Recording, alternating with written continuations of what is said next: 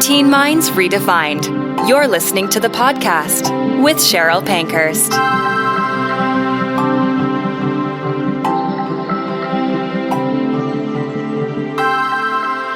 Welcome to another episode of Teen Minds Redefined, where we hopefully turn chaos to calm when it comes to relationships with your teenagers. And today I am super excited to have a guest, Tiffany Hernandes from the Ultimate Homeschool Community. So I just want to let Tiffany kind of give her intro, tell us who she is and how she got to where she is. And then I probably have 1,000 questions that might take us a month to get through, but I will try to keep it down.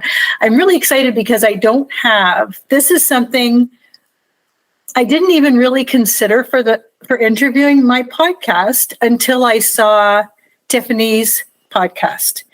And I thought, wow, this is a whole new arena that I have really no idea about, because I've always been in high school, and I did a little stint of supply in elementary school with these younger kids, and I'm still traumatized by it. So my hat's off to anyone who teaches at home or in the school, grade 1 to 8. I don't know how you do it. So anyway, Tiffany, welcome. I'm really excited. Please just start by introducing yourself and how you got to where you are today. Perfect. Well, thank you so much for having me on the show, Cheryl. I am so glad to be here. I have actually quite an interesting background into homeschool. Homeschool was never on my radar. I went to a Christian school in my earlier elementary years, and then I went to public school and high school. And I did the university thing. I was never at home. So bringing my kids home was a totally new idea that I didn't even think about. I went to school for interior design. I was going to be the career woman, and my goal was HGTV, and I wanted to have my own design studio and my own show and all these things.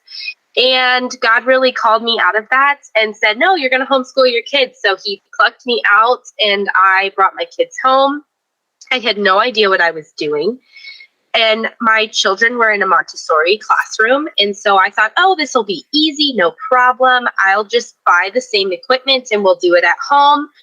We get them home. They don't want to do anything that has to do with Montessori. So we scrapped that idea, and we have had challenges upon challenges with trying to figure out curriculum and just how to go about doing school at home. It wasn't until we moved here to Tennessee that we found a homeschool co-op and a support group of other moms that are also homeschooling their children. And we really were able to find a community. And that is why I have started my podcast and my own homeschool community, because I found that is the way, that's the ticket. That's like the sauce, the secret sauce to homeschooling, is having a community of support. So we are now thriving in our co-op, and I have several families that are all very interconnected, and we've created a really strong system of encouragement and support for the families and the children. So it's been great. That's incredible. And so at what age were your kids when you started homeschooling? Yes. So we actually started, I pulled my oldest out of kindergarten, and my middle child now is out of pre-K. So we pretty much pulled them out at the start of school. But that didn't stop them from begging to go back to a school facility. They missed the camaraderie. They missed the interactions. And so that's really what kickstarted me to think, oh, we need a group of kids, because they're wanting not only socialization, but they like learning in an environment with other children. Okay, so that really leads me to the one question that was kind of burning for me is, so now my audience is typically parents of teenagers. And so if your younger ones were trying, we're craving that social interaction, and I don't know, it might be easier to get little ones into play groups and soccer and whatever. But if we're talking about a teenager and a parent said, you know what, that's it, I'm pulling you out. It's grade 9, you're 14, and we're doing homeschool. How would they be able to address the socialization need if the kids are not with their peers in school? Absolutely. So I just actually had a conversation with a parent, two parents actually, with the mom and the dad, and their child is 7th grade, I think. He's 13 about roughly, pulling him out in 7th grade from, I think it was 7th grade. Maybe it was 8th grade. I don't know. He was just starting to go into high school and they pulled him out. And it was hard for him at first. There was a lot of backlash towards the parents because of pulling him out of the social environment. However, there was a lot of bullying going on. There was a lot of peers that weren't treating him properly. And so the parents saw that, even though the child didn't see that. And it was hard for them to initially start and do something totally different.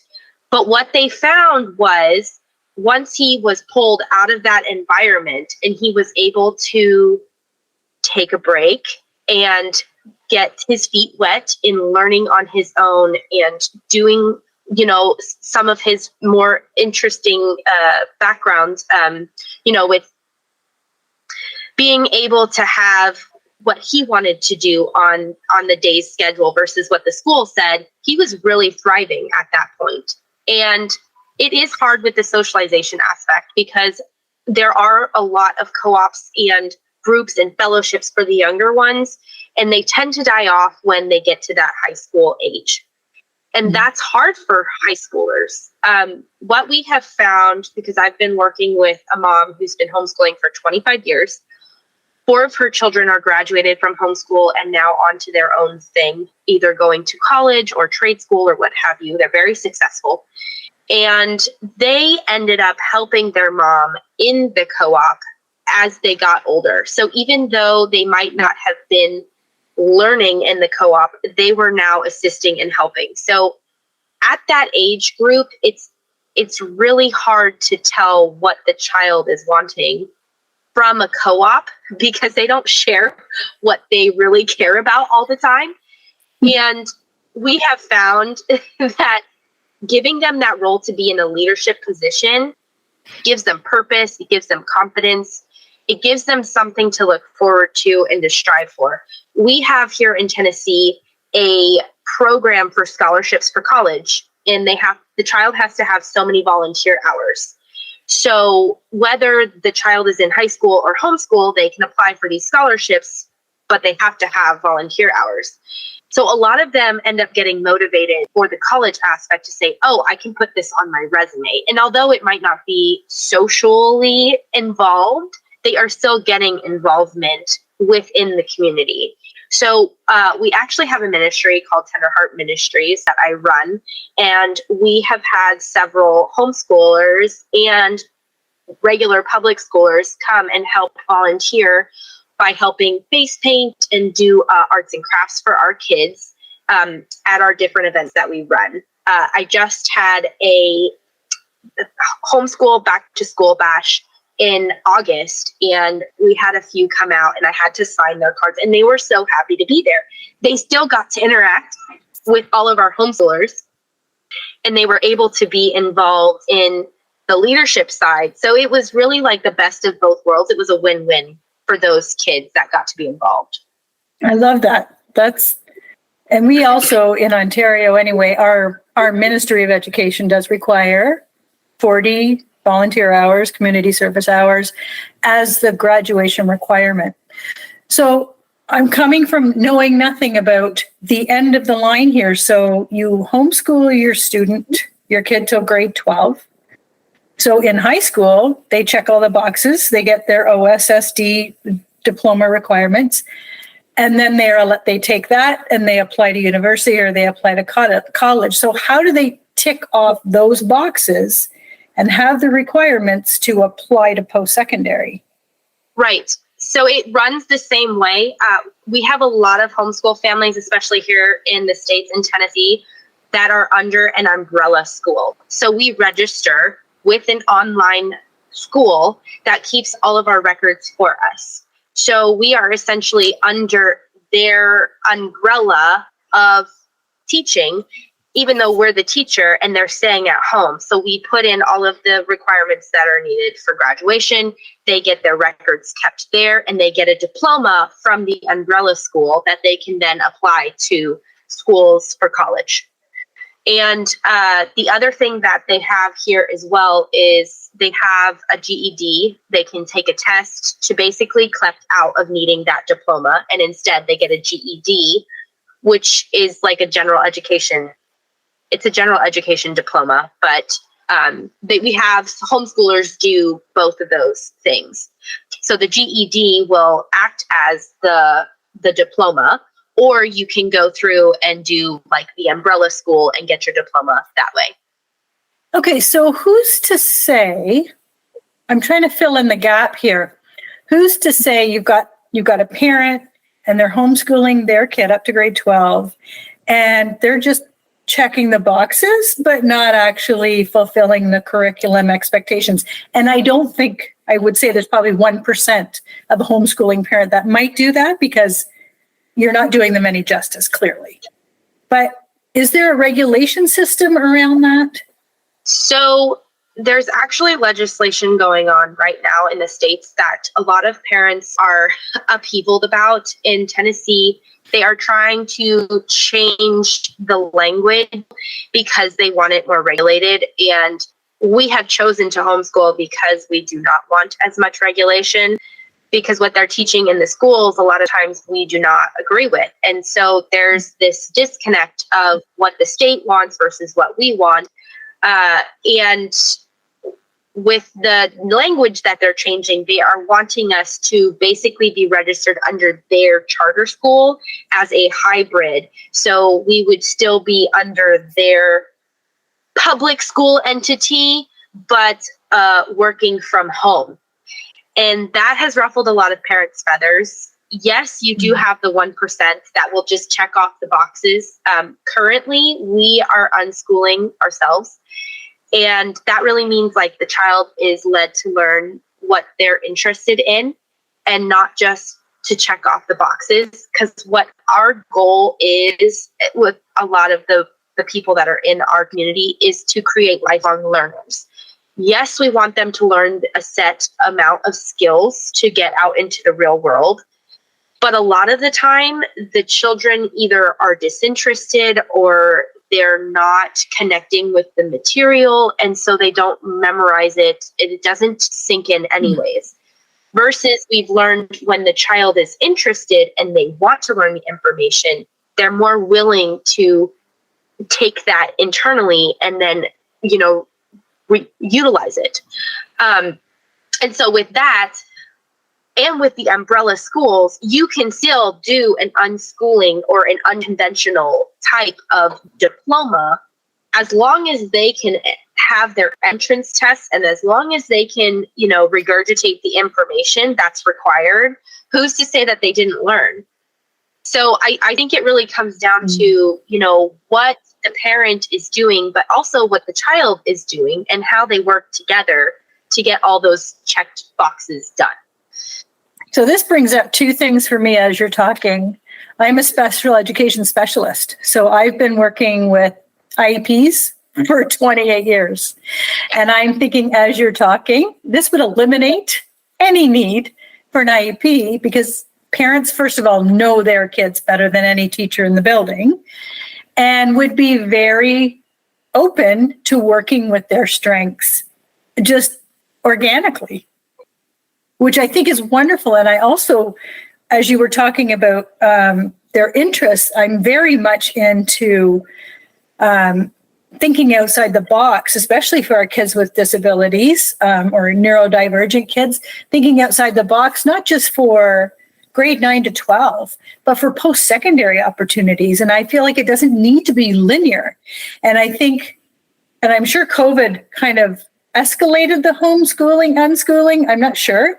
But I also think that being able to find something entrepreneurial, podcast, online business, like any of that, as opposed to, oh, you have to go to college. Oh, you have to go to university. You have to fulfill all my dreams.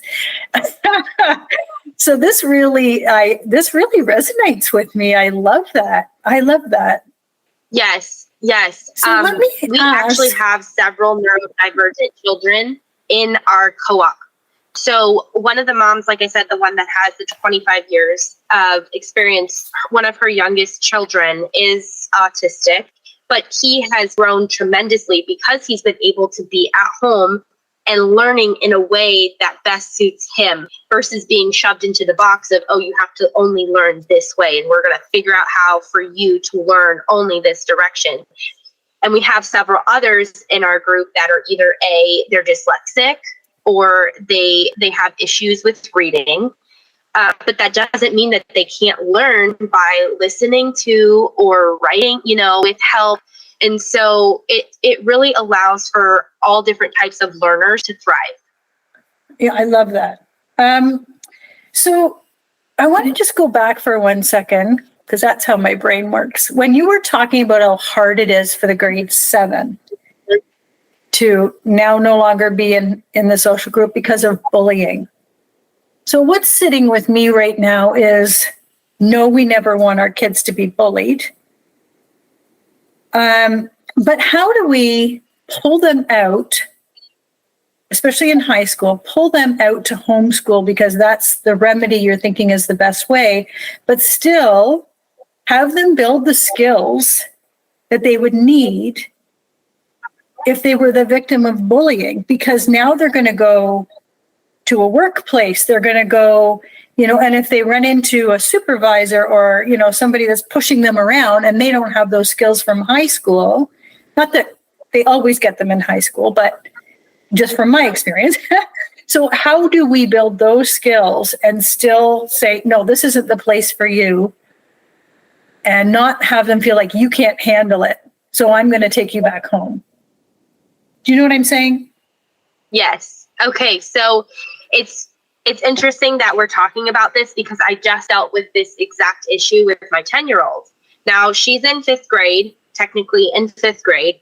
And at our cottage class, which has about 5 families in it, 2 other girls, one in 7th grade and one also in 5th grade with her. And they were having some issues. There was some bullying going on between the two, and they were fighting like cats over friendship and just silly things that children fight over. And she has been bringing it to my attention multiple times, and I keep giving her the remedy. I keep telling her, okay, you need to do this, you need to do this. But how are you behaving? How are you acting towards the situation? So it still happens even in a cottage class. It still happens even in homeschool. So it's not like pulling them out is going to get them away from the problem, because that's definitely not going to happen. But at the same time, it's like, okay, because there is less children, there's more eyes on the kids. We and the parents are in their everyday life, and they're hearing these things, and they're getting into what's actually happening in their schoolage.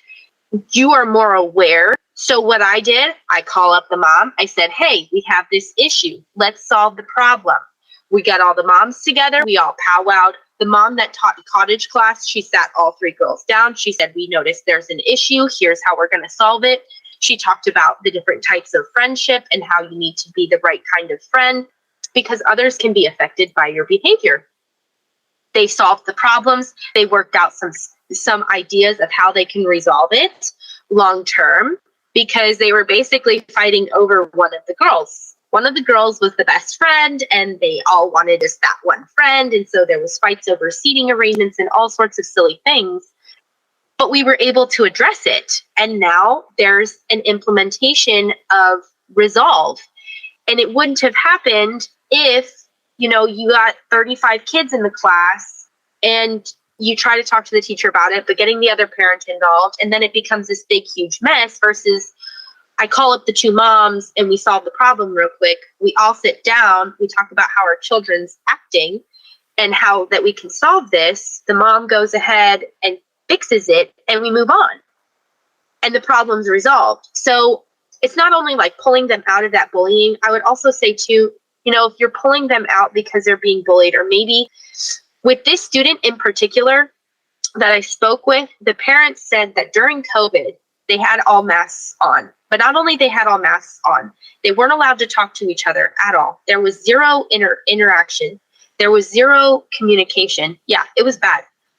They weren't allowed to talk during lunchtime. They had like 15-minute recess, which then turned into 15 minutes of game time on your tablet. So they couldn't even go outside to play. I mean, there was more issues than just the bullying aspect of it. But I'm like, if you're trying to control these children so much, they're going to lash out. They're going to have emotional issues that are going to affect others. So, we've got a systemic issue that's much larger than just the child having emotional problems and bullying towards the other child. That makes perfect sense. Yeah. And you're right, the fact that there's eyes on less children and more eyes. So when you're talking about a co-op now, do parents take turns? Like, do they have 3 or 4 kids in a homeschooling group and then they take turns homeschooling that group? Is that how it works? It can work that way. We do have the one mom that's got, okay, now let me preface to say she has 12 children, okay? She is a gem of a saint, and this is her ministry to homeschool children. So with the cottage class that I am in with the other moms, she takes care of everything, and we are the support. So if you need paper, I will buy it for you. If you need supplies, I will get it for you. You tell me what you need, and I will bring it to you. Now, there are several other co-ops that do rotate through houses. You have 5 meeting at one house this week, 5 meeting at one house next week. And it is a rotational manner. There are other co-ops that you pay for, and it is more of a hybrid school. You go to this co-op, and it's got classrooms and classes just like a regular private school, but they're much smaller groups. And you take them there 2 days a week, and then the other 3 days of the week, the parent fills in the gaps. And so there's so many different forms of schooling that can take place. Once you pull them out of public school, a lot of people think, oh no, I have to be everything for my child. I have to do everything for my child. And that is just not the case. That's not how it has to work. There is so many other opportunities that you can get involved in. Well, it's funny that you say that, because my kids are now 34 and 30, and I've always been an educator in the high school system. And when I picture me even trying to help with homework, oh my God. Like, nope, I'm out. I'm done. It's almost like, number one, they don't think I actually know what I'm doing. Number two, and here's my question is, how do you differentiate between I'm the parent and I'm the educator? Yes. Yeah. We have struggled too. I would say I'm more like of the unconventional homeschooler, because we did try with just mommy being the teacher, and it really didn't work well for us. So I'll be the first one to say, like, even though I pulled my kids out, it didn't work picture perfect fairy tale story that I wanted it to be. And we have tried so many curriculums. My husband will be like, we've gone broke trying to figure out which curriculum to use. But really what it comes down to is, instead of me being the main source of learning. Now, I will say during our co-op class, I do teach the co-op class that we have with our science class. And then they go to the cottage class 2 days a week. It's a good balance. And because we have that balance, they're more willing to listen to what I have to share with them. Now, because they're more child-based learning right now, they are more interested in, oh, hey, mommy, I want to do this. Can I do this, or can I do this? And so they're coming to me and asking my opinion on what they're going to be doing. Right now, my daughter's working on a llama project craft book that I got last year, and she's been making projects out of it all week long. And I'm like, this is great. It counts for art, but it also counts for following instructions. She's reading, she's having to critical think and figure out how to make these projects happen, all without me being involved. And I'm just the overseer to say, hey, do you need any help? Because if you got it, good. Like, learn and have fun and enjoy it, right? We want them to be enjoying. So I think it really boils down to the child and the parent connection, which I will say, if anybody is going to choose to homeschool their high schooler and they're thinking that's like the route they need to take, I will absolutely strongly suggest for them to de-school for a period of time. That means no schoolwork whatsoever for at least a couple of months. It's supposed to be 1 month for every year that they're in school. So if they've been out for 9 years, in school, then you need to be out at least, I would say at least 6 months of no schoolwork at all. Wow. And that is really to reconnect back to your child and to find what they're interested in, to let them decompress from all the stress and all of the environmental changes that they're going to be going through, because this is a huge life change to go from sitting in a desk all day long to, oh, I come home and now I don't have to sit in a desk. I can learn on the couch. I can go outside and read. I can act like a person. I can go in my garden and learn earth science. I can, go with my astronomy, and I can be doing school at 9 o'clock at night, whenever I want. And so taking that leap to come out of the public school system and come into the homeschool system, you'd need some grace period. Okay. And I don't know, in Ontario, in our ministry, we have the term universal design. Are you familiar with that? And I feel like this is not too well. It's just encompassing all inclusion, and I feel like what you're describing to me for high school is universal design, live and in concert. Like that's. I'm so glad we did this, because I've been 25 years in a very large public school system, and then I did 3 years in a private Christian school system. And both very, very different. Some, I find obviously some very positive experiences in both, and, some negative experiences in both, of course. So I'm really glad to get this perspective to offer parents as well, especially if we've tried this, it's just not working. And thinking about going to the homeschool might not even have been an option in their brain, because they're thinking, I don't get along with them from 4:30 to 6 o'clock at night. The hell am I going to do all day? So it's so good that there's all of these options, right? This is it's really interesting. So transition, you dealt with transition about taking them out for a month for every year, and then as you are now re-engaging as an educator / parent or homeschool, what would be maybe your top 2 or 3 pieces of advice for parents who are maybe kind of considering this option? Yeah, so I would say I missed that transition period when we first brought them home, because I had no idea what deschooling was. I had no idea what it meant to transition out of one schooling into another. And because of that, I really feel like we could have had a better connecting and educational time together if I had done that. And they would have listened to me a lot better than what they did, because I was pushing.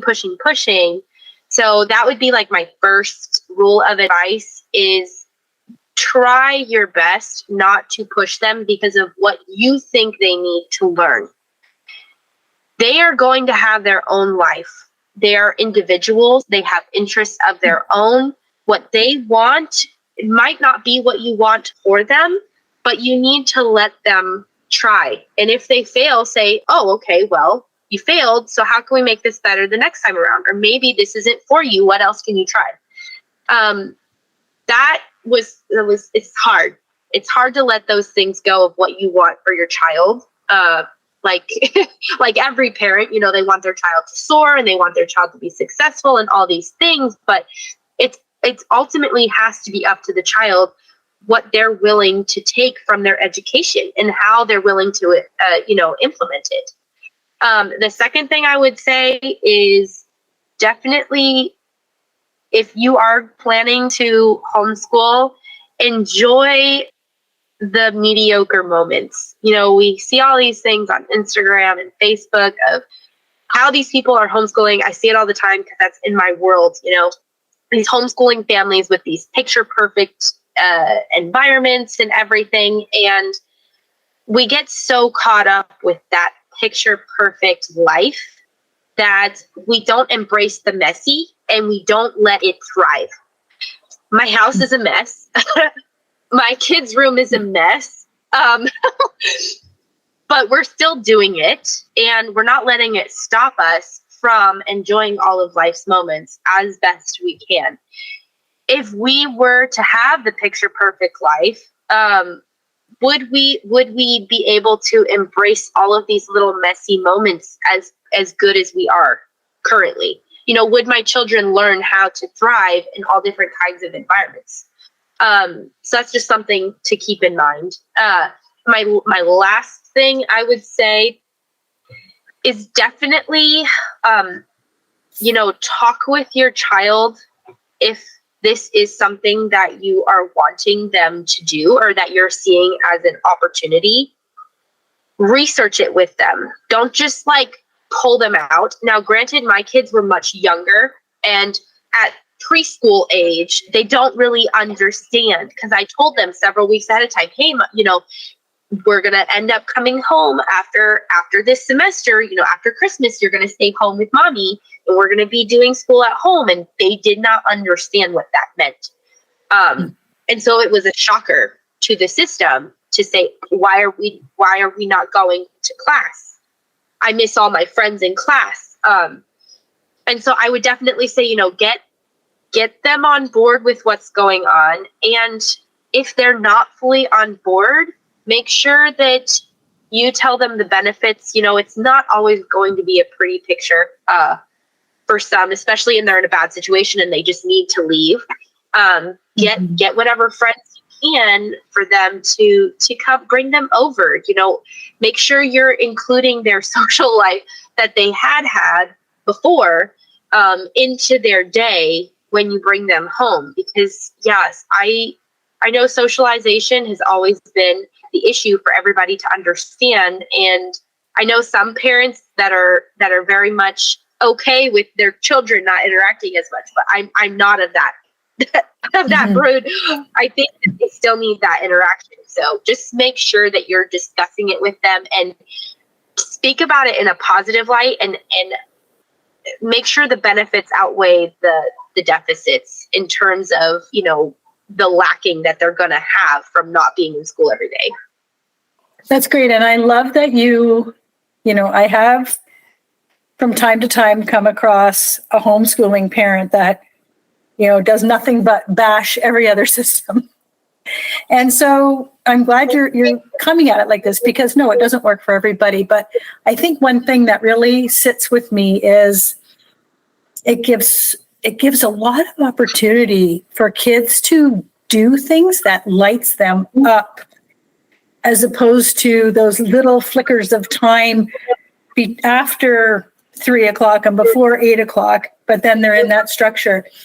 So I feel like that's really exciting. And I think just because I'm going to relate to myself, I spent, 30 years in a structure, which I loved, but now I'm doing something, and I think you are too, that lights you up. We waited too long. Yes. So we want this for our kids at 14 and 15 and 16, figure this out. I've got goosebumps just talking about it because I think, oh, this is so important. This is so important. Yes. I love this. Thank you so much for that. You're so welcome. I am all about teaching children how to be their own boss. I am not allowing my children to think that college is the only answer. Right now, the way that college is priced, it is astronomical just to get a piece of paper that says I'm certified. My daughter actually right now, over the last 2 years, we have a small hometown, and she has been able to shadow the veterinarian service in our town. And the veterinarian was also homeschooled. She was absolutely on board with having her come in. I bought her scrubs. She goes to the vet when we can make it happen. and she absolutely loves it. Now, would she have had that opportunity if she was in school 24/7? No, she's getting to see if this is something she wants to do with her life. Now, it might change, but think of that opportunity she would have not gotten if she was in classroom. So it's just been, it's been a ride. It's been a challenge. It's not always the easiest. There's several days where I just feel like I want to quit, but I know it's for the better. I know they're going to appreciate it in the long term, and we're not going to give up. I love that. That is, I'm going to really think about this because it's a whole new perspective for me, and I love it. It's so positive. Okay, before we wrap up, please tell us where we can find you, your social. Do you have anything to offer? I'm going to put it all in the show notes, but just let our listeners know what's in store for them from you. Absolutely. I have several different places where people can find me, but I will funnel everybody into the Ultimate Homeschool Community Facebook. We also have a Facebook group with the same name. And then our Stand Store has some freebies. So if you are new to the homeschool world and you want to look at resources, I have a free resource page that you can purchase. It's a freebie. You can download it is what I meant. And then we also have a homeschool journal bundle that is free to download because we have several different experiences that we take. And so this is a way where you can write everything down and have it for your records. So also my podcast is in there. You can find it on my Facebook page as well. Thank you. This was excellent and informative. And I have a funny feeling. There's a few processes you talked about you were in the middle of, so this might require another guesting for you on Absolutely. This podcast, and maybe even some reaction from parents who have more questions. We might have to do this again. This was great. So thank you so much for joining us on Teen Minds Redefined, and we will see you on the next episode. Have a great day. Teen Minds Redefined with Cheryl Pankhurst. New episodes out every Wednesday. Thanks for stopping by.